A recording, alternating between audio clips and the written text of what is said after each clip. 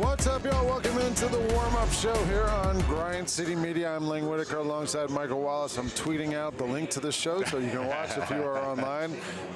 You're joining us courtside here at FedEx Forum when the Grizzlies are getting ready to take on the Oklahoma City Thunder to end this long homestand for the Grizzlies before they head out on a road trip for the next 4 games after tonight. Grizzlies are coming off a big win on Friday night. Looked pretty good finally against a struggling Dallas team, but the Grizzlies looked good on that game Friday night. The Thunder are 9-1, and they have been rolling this season. They did lose to Portland the other day, but they look like they kind of just picked right up where they left off. But let's start with the Grizzlies and talk a little bit about the way that they have come into this game tonight. Had that losing stretch there. They lost 4 in a row and then bounced back with that win over Dallas, and looked to me, Mike, like almost a totally different team than we had seen for that week leading into that game. Yes. We have a clip actually of you in the locker room after the game the other night talking to the players, and I forget who this was, talking about how this happened. We started off with great focus, and it was carryover from the session yesterday where guys came in super locked, like I said before the game, locked in with great energy, and it was great to see the carryover from the first moment on. And because of that, we were very well organized offensively. Our spacing that had been chaotic in some of the previous games was very sharp. There seemed to be gaps everywhere. And after that, we got the ball to the guys in the right spots, and they found, especially Ja, found the right decision time and time again. I think he had 11 assists already at halftime, or 10 assists at halftime, like just making, for him, basic plays. For other people, not so much, but a great performance, and then other guys knocking down shots, great defensive sequences with multiple efforts that guys were also moving in sync. So it was great to see that team performance after a tough week for us. Hey, it was Tuomo Sisalo. That's who it was. On my notes, I said clip from Mike from game. I forgot who it was. Coach Isalo talked about the effort and that he saw the other night and the pace. What did you see from this Grizzlies team that was a difference? Just the fact that they wanted to come out and actually execute, right? They came out with the requisite energy. They came out with the focus. They came out moving the basketball.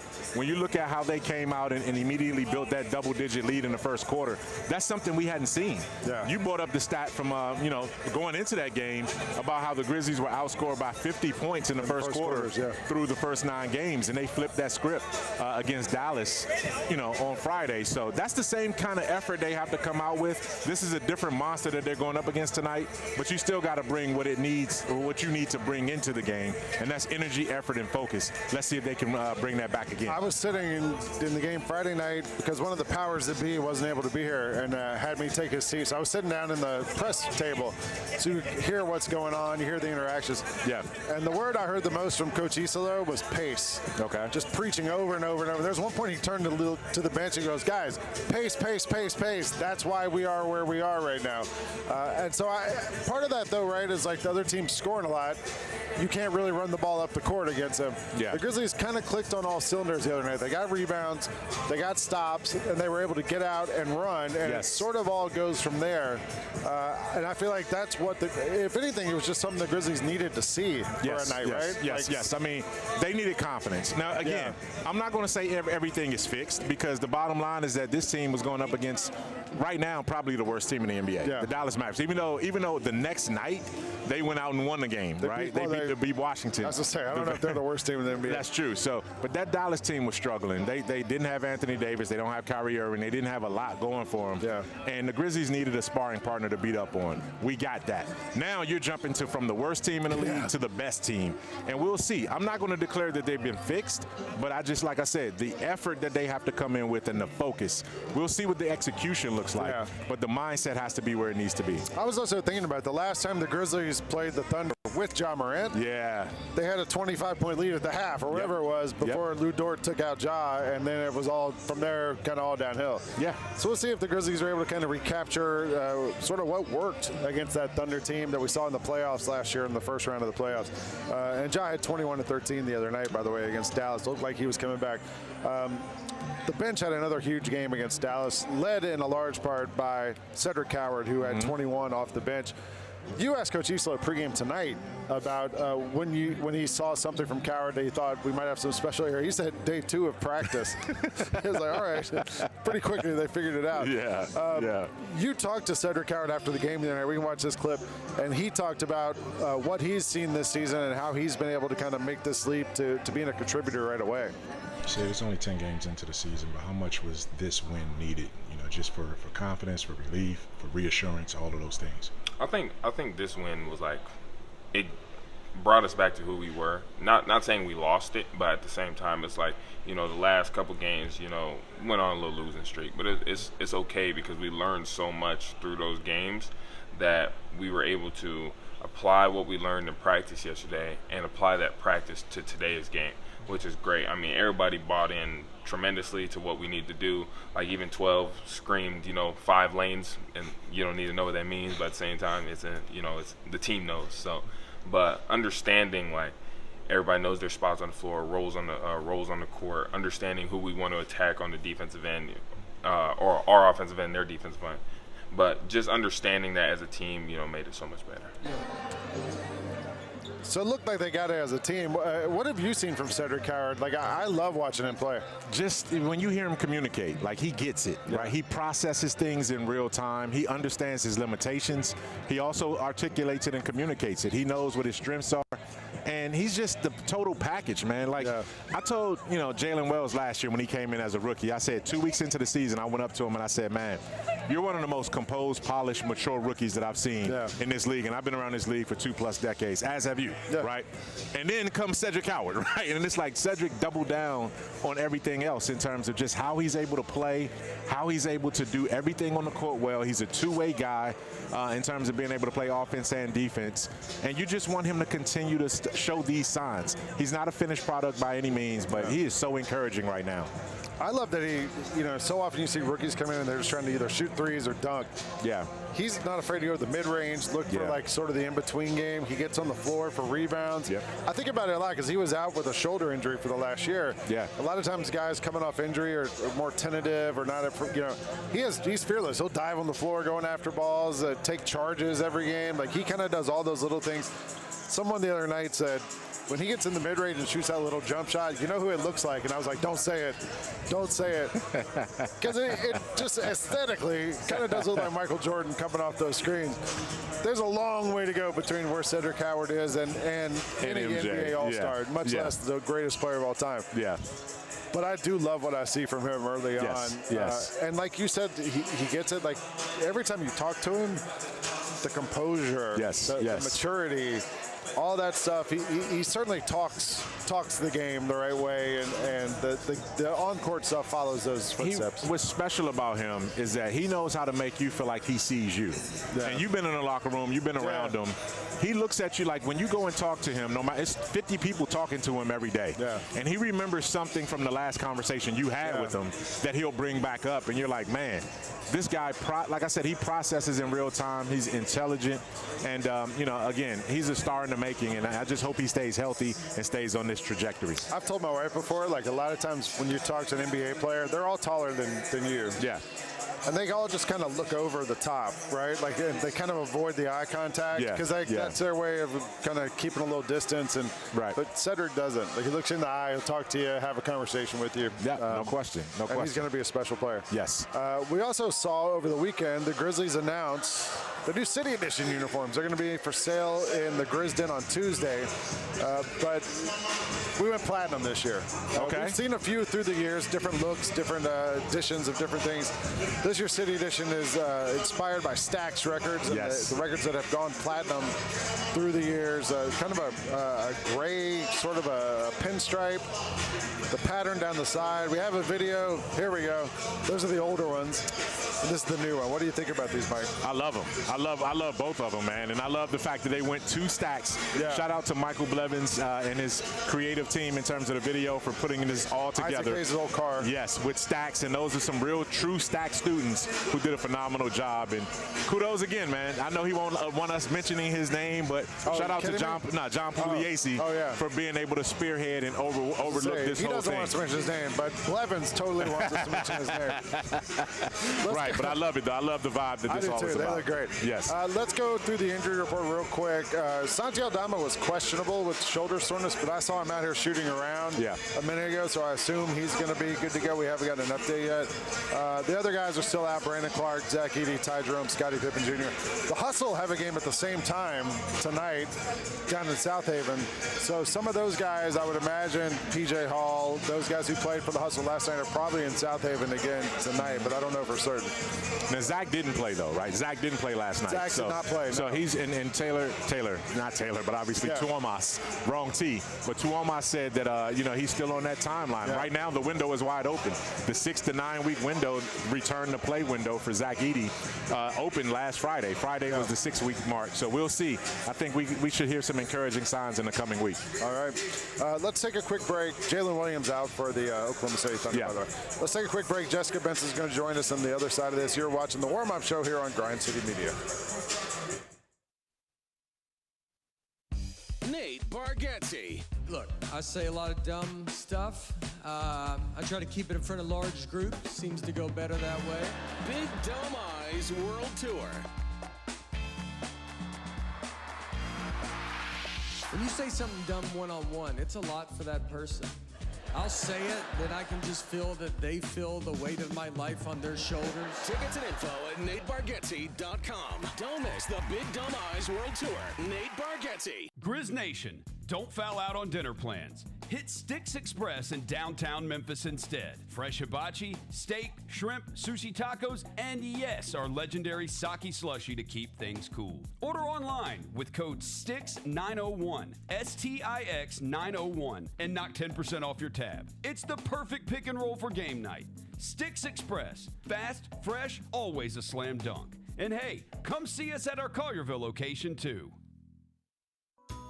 Southland Casino Hotel is helping you navigate to Santa. Win your share of over $550,000 in free play and a brand new Lincoln. Here Comes Santa takes flight on Saturday, November 1st, when you can begin earning entries. And don't forget the grand finale drawings on Saturday, November 29th and Saturday, December 27th to win a share of over $40,000 in free play or a brand new Lincoln.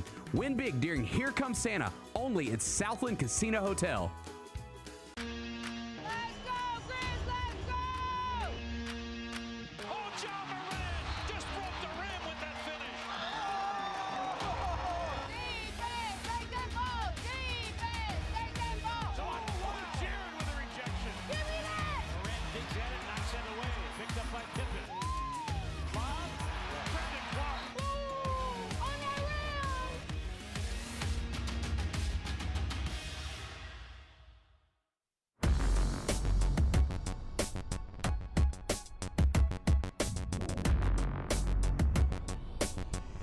Welcome back to the warm-up show here on Grind City Media. Lane Whitaker sitting courtside with Jessica Benson as the Grizzlies get ready to take on the Oklahoma City Thunder here on a Sunday afternoon, Military Appreciation Night. Yes. At FedEx Forum. We'll see if the Grizzlies are able to get it back going after the win on Friday against the Dallas Mavericks. Jessica always joins us and gives us tonight's main character. Who have you selected as tonight's main character? It's a theme. All right. And the theme is progress. Progress. All right. Progress. Because here's the thing. Yeah. Grizzlies riding a 4-game losing streak. They go into the building on Friday night. They take advantage of a team that's in disarray in the Dallas Mavericks.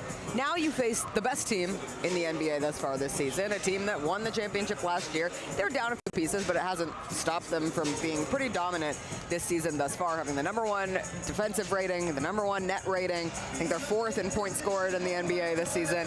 So the odds are stacked against you, against anyone who's playing the Oklahoma City Thunder on any given night. So how can you take some of the things that were working well on Friday, apply them to this game where, honestly, win or loss, you're still encouraged by the steps forward from this group? I got one phrase for you from the press conference tonight, pregame from Coach Issa that I hadn't heard before. Advantage creation mechanisms. got an eye on the advantage creation mechanisms for the Grizzlies. And what are tonight. the advantage? Yeah, I don't know. I was going to follow up and ask what that means, but I just let it go. Advantage creation mechanisms. Number one, I think, make shots. Yeah. That was working for him. And the ball was moving. The offense just pace. finally found its rhythm. And a part of it, I think, was a simplification from Coach Isilow's standpoint and from the players. And I know they referenced that Thursday walkthrough that they went through together, and really from a tonal shift, but also an understanding shift. So that, again, plays into the how do you then go out and put it on display against the best team in the NBA. All right, we'll stick around after the game tonight for the double post with Jessica, and not John Roser, Devin Walker. Me, Devin and Bennett. Yeah, and Bennett. All right. Take a quick break. Royce Jones is going to join us on the other side of this. You're watching the warm-up show on Grind City Media. Would you like to set the stage? You know, I'm kind of pissed off coming in here today. I'm kind of pissed off coming in here today, and here's why. For this entire season, you know, we've been setting the stage, and I think I think it's gone well. Some weeks it might have been a miss. Other weeks it was fun. Here's the thing, man. Every week I've come in here with a prop, like something fun to set the stage, and I don't have anything this week. And you know why? Because Tulane's mascot is a freaking green wave. What the hell am I supposed to do with that?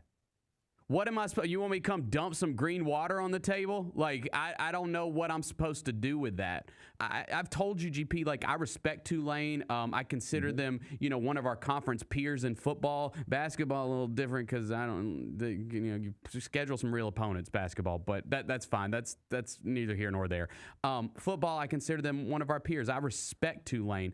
What I don't respect is their mascot because it's lame. It's lame.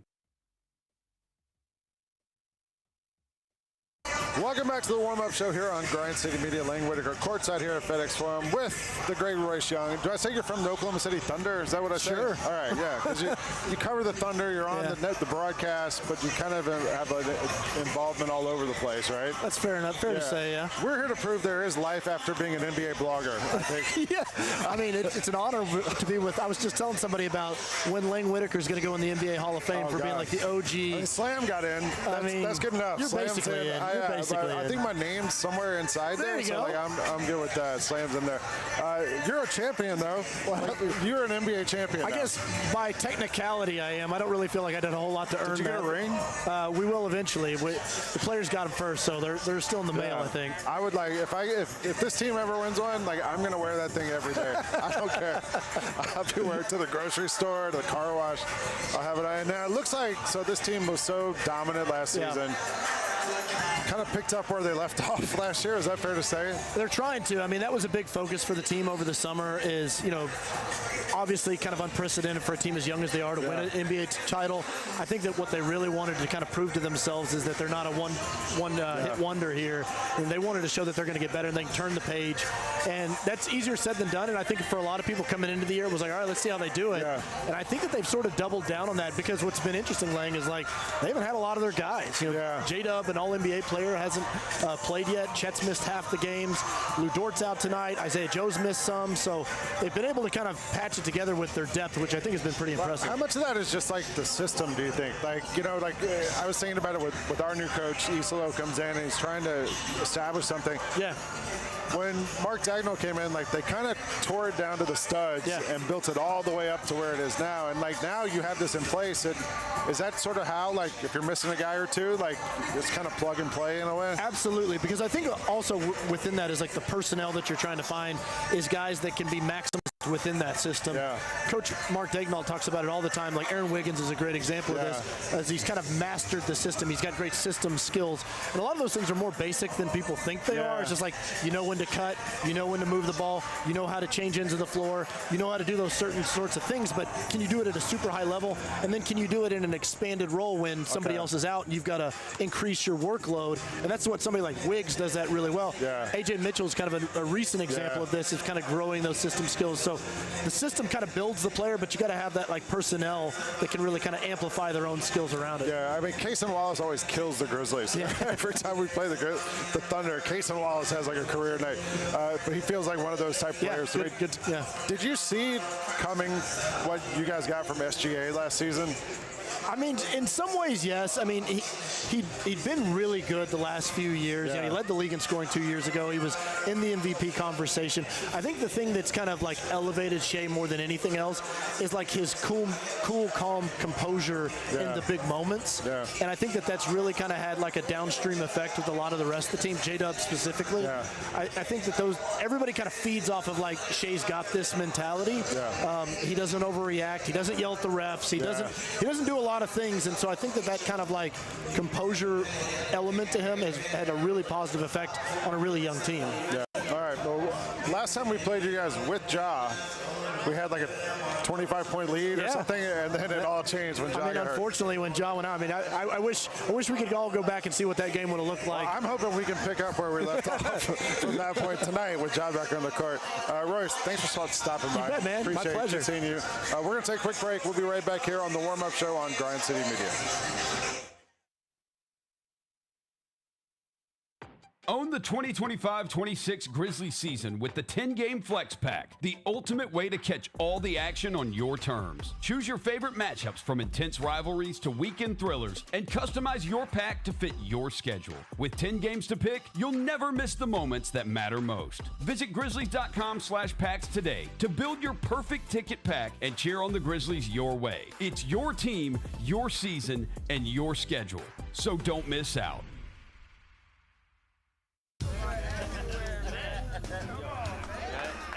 Now that's the new edition way. I feel like there's another level we can take it to. What you think, Mike? 2 steps ahead of you, Slick. What's good, bro? What you doing, man? I'm in. Woman, you don't even know what I'm getting ready to ask you. Here's the vision. All 3 of us on the same stage every night. Gonna be crazy. No barriers, no separation. It'll be like 9 kings and a queen. The next level starts now. Jeff Dunham, Artificial Intelligence, his all-new tour. You're the other white meat. How can you be so smart on one hand and so stupid on the other? Well, you're half of it. I realize I could have avoided all this years ago with one simple word. I do not. Silence! Don't miss a Memphis. Friday, April 10th, FedEx Forum. Tickets on sale Monday, September 29th at jeffdunham.com. Watching the Grizzlies is easy with FanDuel Sports Network.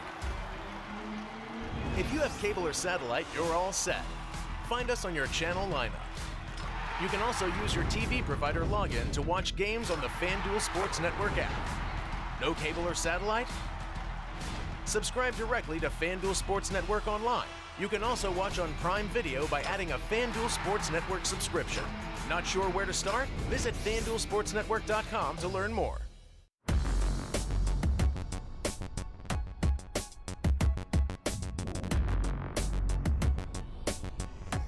What's up? Welcome back to the warm-up show here on Grind City Media. Lang Whitaker, Michael Wallace, we're courtside getting you ready for this afternoon's game, tonight's game against the Oklahoma City Thunder. The Grizzlies getting ready to take them on at 5 o'clock here at Military Appreciation Night. And Mike, it's time for us to go around the NBA like we always do at this time and talk about some of the big stories happening outside of Memphis. And this one kind of applies to both of us. Okay. Because we're men of a certain age. Jaylen Brown. Jaylen Brown's been in the news the last week or two. I called it spray day. Okay. Jaylen's had a couple of instances where we could say he's rubbed off on the teams the Celtics are playing. There's a highlight video someone just put together where multiple times now Jaylen's driven against someone and left his mark. And Jaylen said, y'all caused this. Oh. He's leaving stains. Yeah. Leaving the soul glow on people, man. Remember the soul glow? Oh, yeah. From Coming to America? Oh, yeah. So it's happened a couple times now at this point. And Jaylen Brown actually responded to this on Twitter. After all, he's done some live streams where he's talked about it, and on Twitter he said AI is getting out of hand. Yeah, right. I don't think that's AI. Right. And it went quickly because he had cornrows. Yeah. Like he had braids before. It wasn't was just a couple years ago. Were so those real? Well, that's now you got to wonder. Now you got to wonder. Now you got to wonder. But he's got one of the best beard games in the NBA, though. So whatever's fading up here. I mean, like, look, I'm getting up there. We're about the same age. Yeah. But I'm like, you know, I could use a little spray from time to time. But hey, just let it go, man. I let it go at 32. I think I've never known you with hair. I don't think, honestly. Yeah, that's probably true. You know? But I did have hair when we first started covering the league. But it was going. It was fading, though. It was fading. So I just went on and took it off. 20 years ago almost. That is. Yeah. So, yeah, it's funny, man. It's funny. At some point we got to come on home.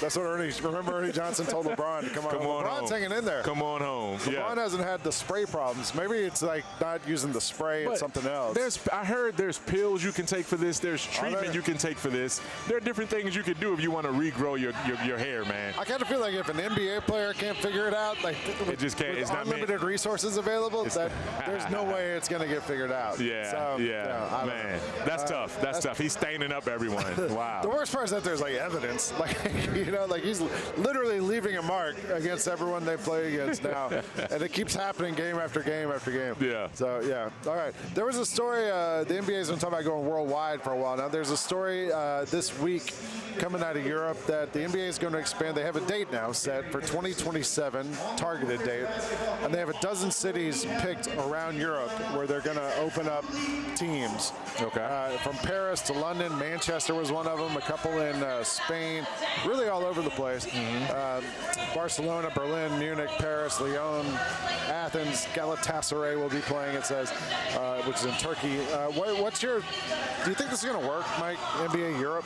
Oh, it's definitely going to work. We've already seen it. You know, I mean, the NBA, if they're going to get behind it, they're going to make sure it works. We've seen them fund and provide resources to the WNBA. Yeah. That's still going on. 2K League, but also NBA Africa. Yeah. The Basketball Africa League has done this thing. It was just a matter of time. But the thing about it is that what's the quality going to be like? Because all of these places where they're going in Europe now already have national teams, and club teams. So are you going to draw from those teams? Are you going to position, is this going to be the G League over there? Yeah. So there's so many questions that still need to be answered, but I like the concept of globalizing this game even more, and the NBA is going to do it. I wonder just the logistics of it. Like if an NBA team was over there, would they be enough chances to play games? Like when the Grizzlies are playing in Europe in January against the Magic, they have to play against the Magic twice, right? So having a dozen teams would give you a chance to play multiple games while you're out there. Last one, we're playing the Thunder tonight. Shai Gilgeous-Alexander recently came out and said that he doesn't like the way they won the title last year. Okay. I don't know if you saw this. He said, honestly speaking, I don't like the way we won, if that makes sense. I don't think we won a championship playing our best basketball. That was the first time we'd been that far in the playoffs, so it was a learning experience, but it takes another level. We were definitely more dominant in the regular season than the postseason. I talked about it with Royce Young just a minute ago here with this Thunder team. Feel like they kind of picked up where they left off. Do you think they have another level they can get to? They certainly do, and I respect Shai for saying what he said, because you never want to be satisfied. It's like what Jordan used to do. I got to find another chip to add to the shoulder even after I have a championship. So, for him to say that means, and I immediately thought back, he doesn't like the way that series ended against Indiana. They went 7 with a team that everyone said that they were supposed to blow out and sweep. So they still left some things on the table right there. And, again, you're seeing it right now. Isaiah is playing at a top level, coming off of a 30 and 20. Hartenstein, and then you talk about, what Chet Holmgren is doing. Interior-wise, they can get to another level with their bigs, and they're just a dominant team right now. Royce mentioned, like, Chet's missed half the games. Again, and Jalen Williams hadn't played all season. An all-NBA player, and they're still 9-1. The guy he brought up was interesting is Aaron Wiggins. He said, like, Dagnall talks a lot about. That's my guy, man. He said he kind of qualifies him as the perfect system player. Like, he understands the system and knows where he can get his and what to do to get on the court and all that stuff. To me, Wiggins is my favorite Oklahoma City player, and he's the one that I know that they can't protect salary-wise. So if he ever becomes available, that guy is he's almost like a poor man's Mikal Bridges to me. That's who he reminds me of in terms of what he can do on both ends of the floor. I love Wiggins. I hope he doesn't hurt us tonight. Well, I said it's always, whenever we play the Thunder, it feels like it's Cason Wallace's career night. I don't know how it works, but he always goes off against us. So hopefully, we are able to slow them down tonight and kind of repeat the performance moments where we felt we had them figured out in the playoffs before Ja got injured. One matchup tonight you're looking for, Mike. Jaren Jackson Jr. versus Alex Caruso. Oh, okay. Jaren cannot let Alex Caruso shut him down again. That has to stop. That can't happen again. Get Jaren play a little bully ball against Alex Caruso with his giant headband. All right, well, we're going to get you out of here and get you ready for this game. You can flip over to FanDuel Sports Network for the pregame show with Pete, Brevin, Fish, and Vernon. You can flip over to ESPN 92.9, Jessica, Elliot Perry, who else? Eric Hasseltine, Bennett Doyle. Then we got the game on FanDuel Sports Network. And then post-game, stick around for the double post here on Grind City Media. John Roser's out tonight at the Memphis Hustle game, so Devin Walker's sitting in alongside Jessica Benson and Bennett Doyle. After this, Grizzlies are on the road for a minute. The next home game, I believe, is the Sacramento Kings. 20th, November 20th, so way off. So for Michael Wallace, I'm Lane Whitaker. We'll catch you next time right here on Grind City Media.